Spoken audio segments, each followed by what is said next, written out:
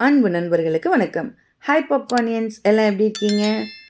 வீர விநாயகர், வெற்றி விநாயகர், கற்பக விநாயகர், விநாயகரை நம்ம கொண்டாடுறோம், கொண்டாடிக்கிட்டே இருக்கோம். ரொம்ப ரொம்ப கொண்டாடி தீர்த்துட்டே இருக்கிறோம். இந்த விநாயகர் சதுர்த்தி தினத்தில் பார்த்திங்கன்னா எங்கள் வீட்டில் நாங்கள் எப்படி விநாயகரை வழிபட்டோம் அப்படிங்கிறத பார்க்கலாம்.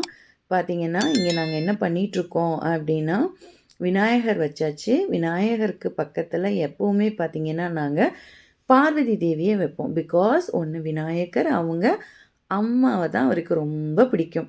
அதனால் எப்போ வச்சாலும் விநாயகர் சதுர்த்தியும் போது எங்கள் வீட்டில் பார்வதி தேவியை கூட அவங்க அம்மாவை வச்சு தான் கும்பிடுவோம்.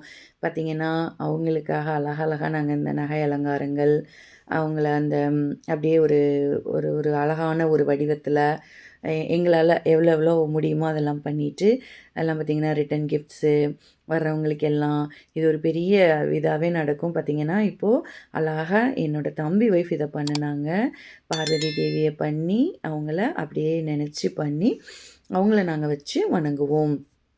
விநாயகருக்கு பார்த்திங்கன்னா ஆண்கள் பூஜை செஞ்சு அதை இங்கே கொண்டு வைப்பாங்க.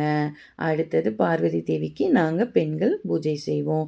இது எங்கள் வழக்கப்படி நடந்துகிட்டே இருக்கும் எல்லா இடத்துலையும். பார்த்திங்கன்னா மஞ்சளில் நாங்கள் அந்த பார்வதி தேவியை செய்வோம். வரலட்சுமி பூஜையும் போது வரலட்சுமி அம்மாவை செஞ்சு வைப்போம் இந்த மாதிரி.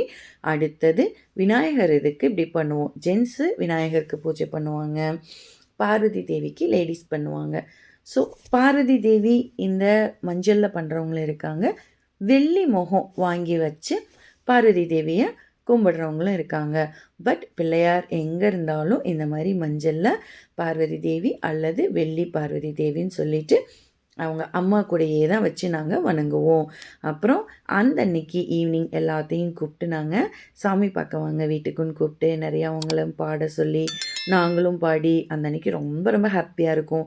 ரிட்டன் கிஃப்ட்ஸ் கொடுத்து அந்த நாளே பார்த்திங்கன்னா ரொம்ப ரொம்ப ஒரு நல்ல மெமரபுளாக இருக்கும்.